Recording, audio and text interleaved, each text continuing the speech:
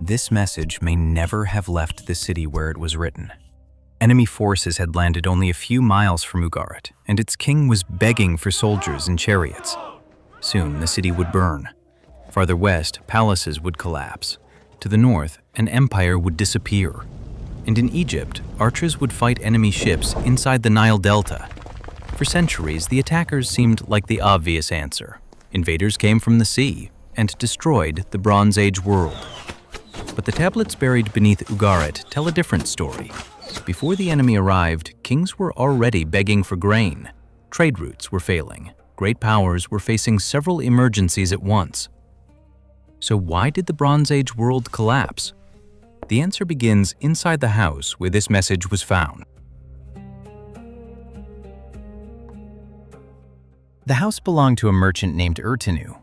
He was not a king, a general, or a priest. From an ordinary-looking home in Ugarit, on the coast of modern Syria, he managed trade for himself and for the state. He tracked shipments. He handled messages. He kept records for people whose decisions reached far beyond the walls of his house. And he saved almost everything. Archaeologists found roughly 650 clay tablets in the ruins of his home. Some recorded copper, timber, horses, grain, debts, and private disputes. Others carried orders and letters involving kings, officials, and foreign courts. Texts moved through these rooms in several languages and writing systems. Urtanu's house was part office, part warehouse, part diplomatic station, and part library. Through its doors came merchants from the coast, messengers from the palace, sailors from foreign ports, and craftsmen whose work depended on materials arriving from hundreds of miles away. This was not a lonely city at the edge of the world. Ugarit was one of the places holding that world together. And that is the first clue to why it fell. The Late Bronze Age was not a collection of isolated kingdoms separated by empty land. It was a network. Rulers exchanged letters, information, gifts, and members of their royal families. They fought one another, but they also depended on one another. Their palaces expected ships to arrive, allies to answer, and trade routes to remain open. Even the metal that gave the age its name required cooperation. Bronze is made from copper and tin. Cyprus supplied enormous quantities of copper to the eastern Mediterranean. Tin had to travel from much farther away. One ship that sank off the coast of Anatolia carried more than 10 tons of Cypriot copper ingots, along with luxury goods and raw materials from across the region. So a sword in a king's hand was not simply made by one blacksmith in one city. It was the final product of miners, smelters, sailors, merchants, guards, scribes, ports, and roads spread across an enormous distance. The same was true of the palaces themselves. Their armies, workshops, and royal households depended on farmers, taxes, imported materials, skilled labor, and dependable partners.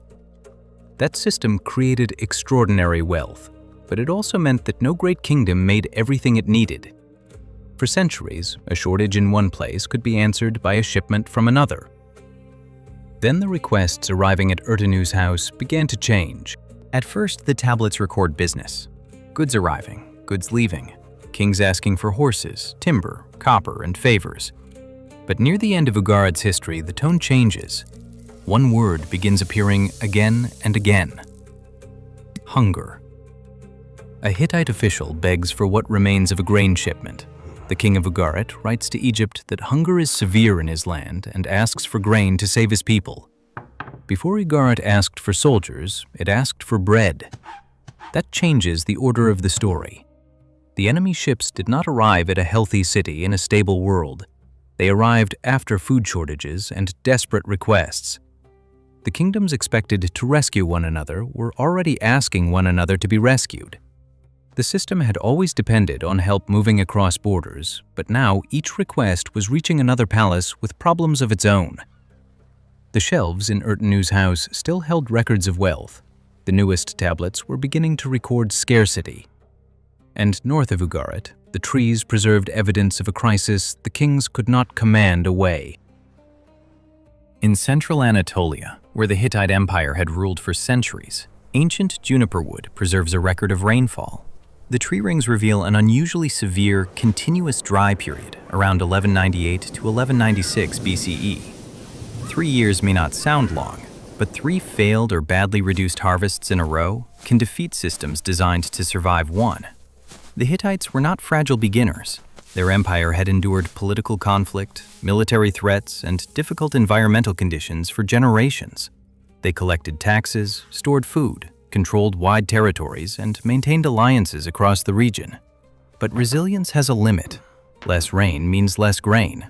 Less grain means less food for cities and armies. Officials still have to supply workers, defend borders, and answer allies asking for help. Drought does not burn a palace by itself.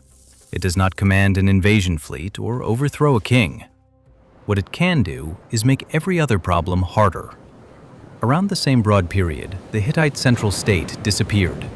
The dry years are important evidence. They are not a complete explanation. Because across the sea, another kind of pressure was moving toward the coast. The most famous suspects arrived by sea. We call them the Sea Peoples. The Egyptians did not. Sea Peoples is a modern label used to group several names that appear in Egyptian records. We do not know that they formed one nation, followed one leader, or shared one goal. Their origins remain disputed. Some may have been raiders, some may have been soldiers, some may have been people moving with their families. Some may have been communities displaced by the same hunger, warfare, and political breakdown affecting everyone else. The evidence does not allow us to turn them into one tidy civilization with one tidy motive. What we do know is that attacks from the sea were real. Letters from Ugarit warn of enemy ships. One reports that hostile forces had established themselves at Rasu, only a few miles away.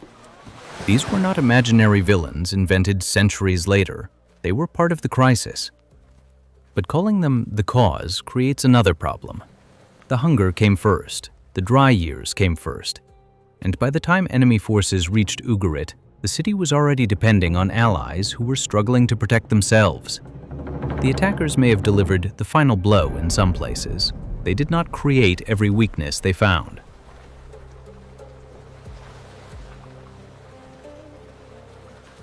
The emergency tablet found in Ertenu's archive may never have been sent. King Amarapi asks for forces and chariots. The enemy is close. The request is urgent. Then the written voice of Ugarit stops. The city's defenses failed. Buildings burned and collapsed. Ugarit ceased to exist as a Bronze Age kingdom. For a moment, look at what that means.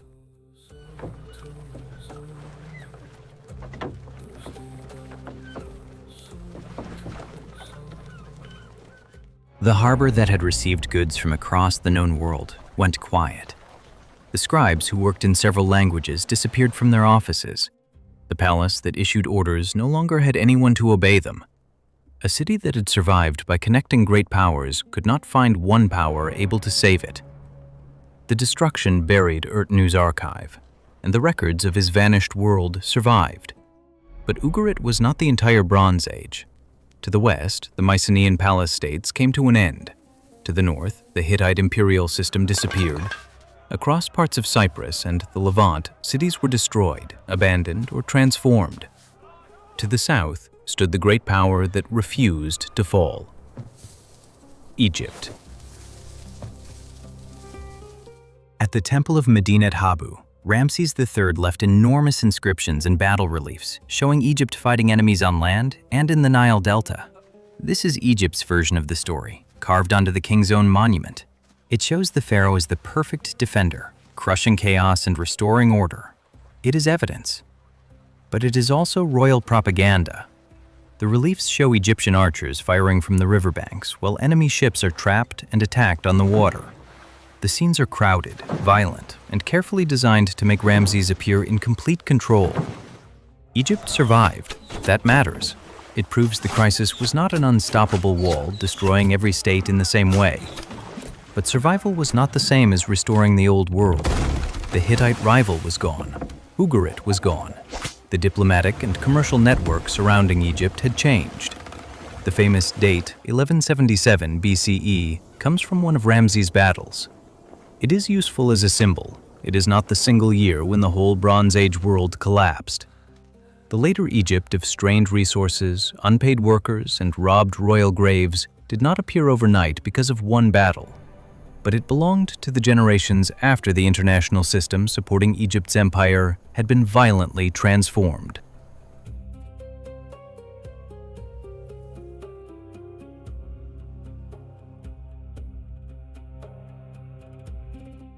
The story can sound like one enormous wave of destruction sweeping across the map. Archaeology tells us to be more careful. A recent reassessment examined 153 sites, often claimed to have been destroyed around 1200 BCE.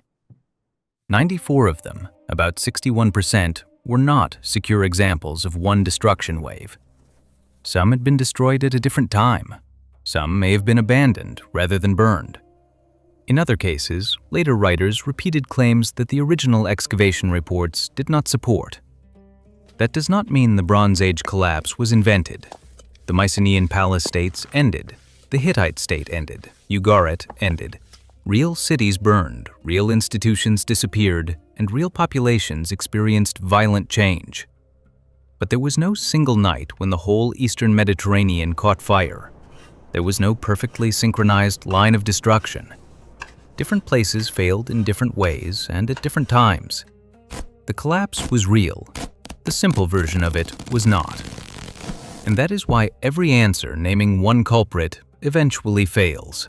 Blame the drought, and the burned cities remain unexplained. Blame the invaders, and the hunger that began before they arrived remains unexplained.